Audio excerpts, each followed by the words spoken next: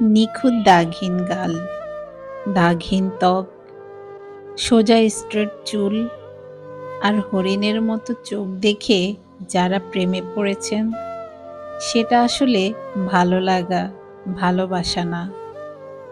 ভালোবাসা মানে তুমি কালোতেও সুন্দর, তুমি ফর্সা সাদাতেও সুন্দর, তুমি সাজলেও সুন্দর, তুমি না সাজলেও সুন্দর, তুমি হাসলেও সুন্দর, তুমি না হাসলেও সুন্দর, গালে ডিম্পল থাকলেও সুন্দর, না থাকলেও সুন্দর।